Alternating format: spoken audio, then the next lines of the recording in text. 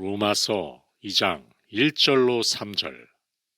그러므로 남을 판단하는 사람아, 누구를 막론하고 내가 핑계하지 못할 것은 남을 판단하는 것으로 내가 너를 정죄함이니 판단하는 내가 같은 일을 행함이니라.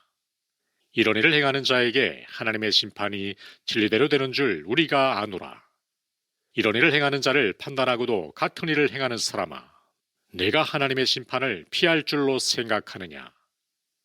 유대인들은 이방인들에 대하여 생각할 때 그들은 하나님과 상관이 없는 사람들로 이미 하나님의 진노 아래 있으므로 그들의 삶이 어떠하든지 이방인이라는 사실 때문에 철저하게 정죄를 받을 것이라고 생각했습니다. 유대인들은 하나님께서 율법을 주신 것은 그들이 하나님의 백성이며 구원받은 절대적인 증거라고 생각하고 있었습니다. 그리고 그들은 할례받은 사실을 또 다른 구원의 증거로 제시합니다. 유대인들은 이방인들에게 필요한 구원을 필요로 하지 않는다고 생각했으며 자기들을 그들과 똑같은 죄인으로 취급해서는 안 된다고 생각했습니다. 이와 같이 유대인들은 하나님께로부터 부르심을 받은 하나님의 백성들이었으며 성경을 읽고 연구하며 성경을 자랑하였던 사람들입니다. 그럼에도 불구하고 그들은 자기들의 메시아를 십자가에 못 박아 죽였으며 있는 힘을 다하여 이방인들이 구원받지 못하게 하려고 했고 또 기독교를 말살하려고 가전내를 다 썼습니다. 그들은 자기들의 선입견에 눈이 멀어 있어서 성경을 읽을 때에도 그것만을 보았으며 어떤 설교나 강론을 들을 때에도 자기들이 좋아하는 것만 취하고 나머지는 내어버렸던 것입니다. 오늘날 우리 가운데 어떤 사람들은 성경을 읽기는 하지만 자기들의 이론과 자기들의 생각과 자기들의 선입관을 확증하기 위해서만 그렇게 하는 경우가 얼마나 많습니까?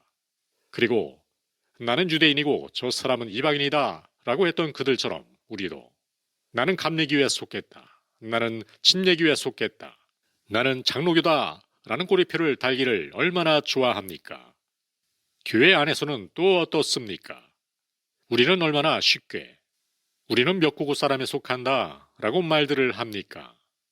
우리는 여기서 죄의 교활성이 우리가 듣는 진리를 우리 자신에게 적용하지 못하게 하고 다른 사람에게만 적용하게 하는 방식을 대하게 됩니다. 우리는 삶 속에서 너무나 많은 죄악들에 대한 이야기를 듣고 보는데 그 반응은 그러한 것들을 참아내지 못하고 그들을 마땅히 어떤 처벌, 심지어는 없애버려야 한다고 느끼며 그것이 모든 사람들에게 적용된다는 것을 너무도 잘 압니다.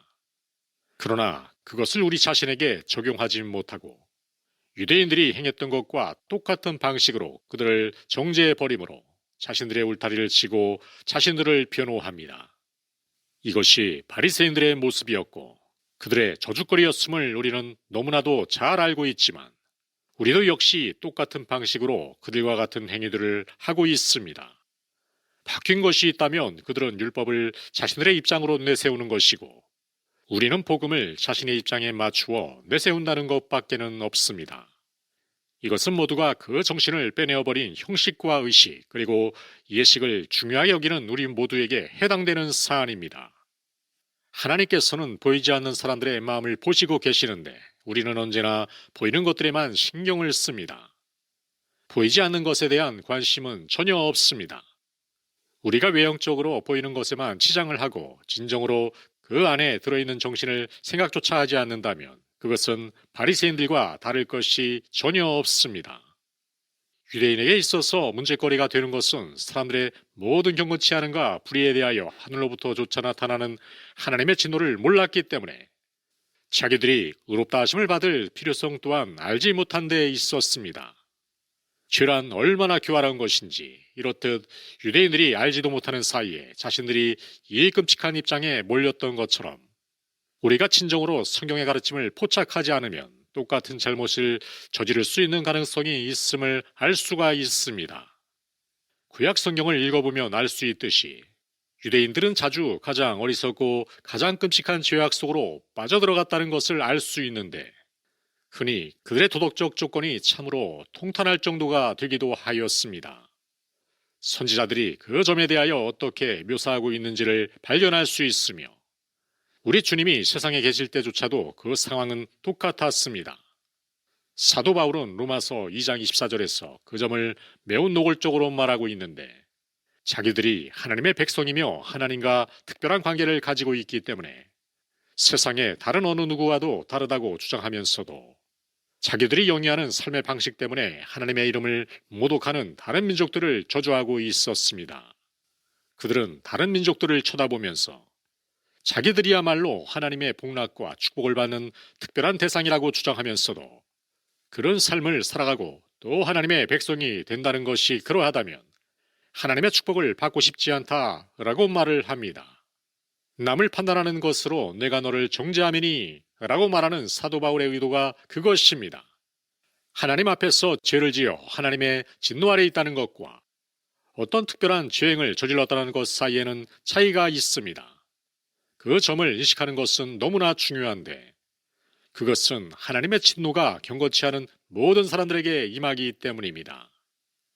우리는 도덕적으로 꽤 존경받을 만한 사람일 수 있으면서도 경건치 않을 수 있습니다.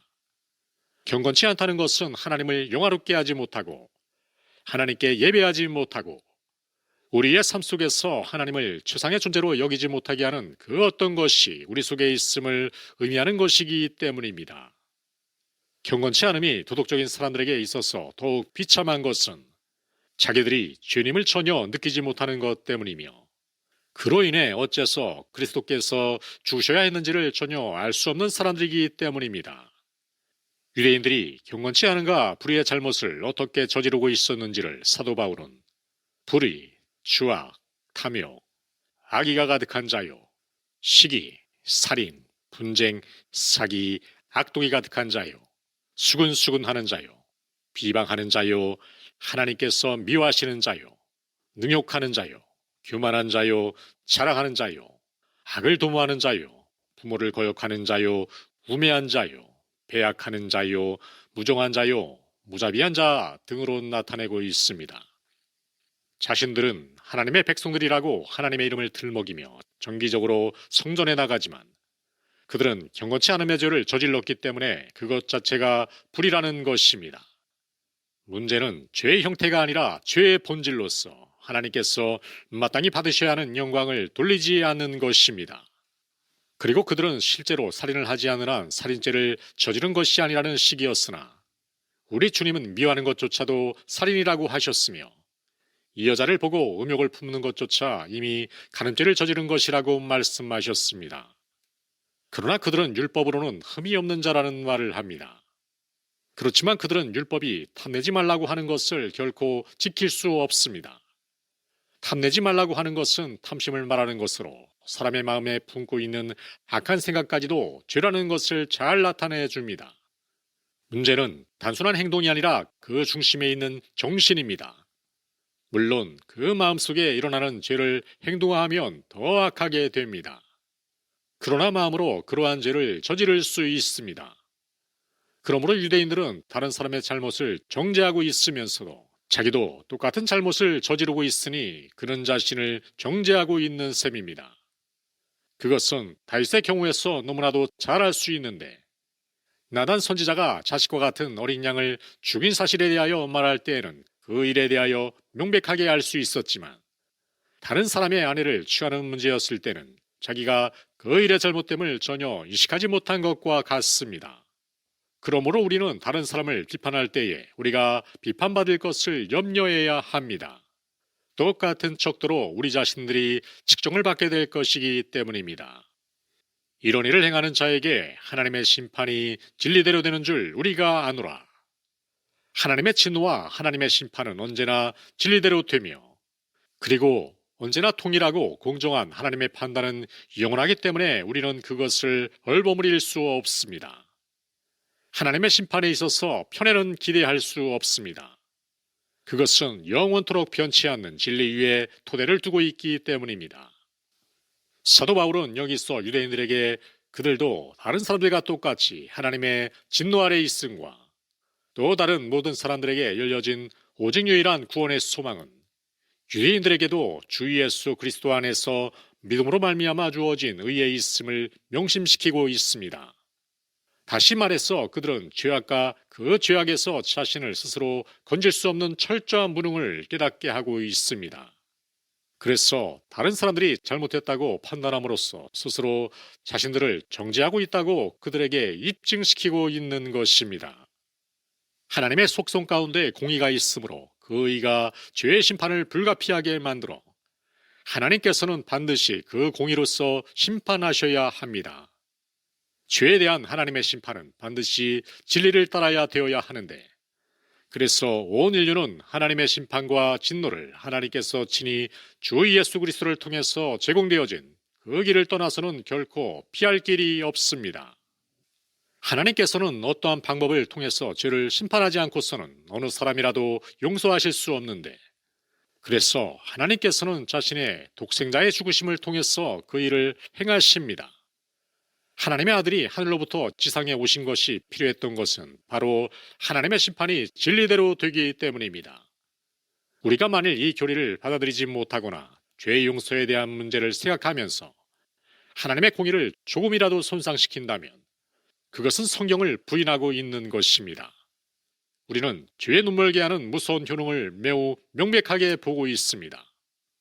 죄는 전인격에 영향을 미치는 것으로 그 인격을 파멸시키는데 지성뿐만 아니라 우리의 다른 모든 요소들에도 영향을 미쳤습니다.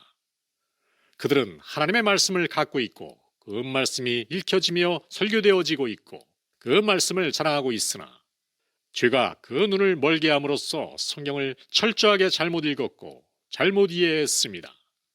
죄는 자신들의 역사에 대하여도 눈멀게 했습니다. 하나님께서는 그들의 죄 때문에 갈대아 사람들을 들어서 징벌하셨고 그들에 의해서 파멸되어졌고 바벨론으로 포로로 잡혀갔던 것을 성경에서 발견하게 될 것인데, 그런데도 그들의 역사를 읽고도 그것을 보지 못했습니다. 그리고 죄는 그들의 눈을 멀게 하여 시대의 표적을 보지 못하게 하므로 자신들이 고대하던 메시아이신 예수님을 알아보지 못하였습니다.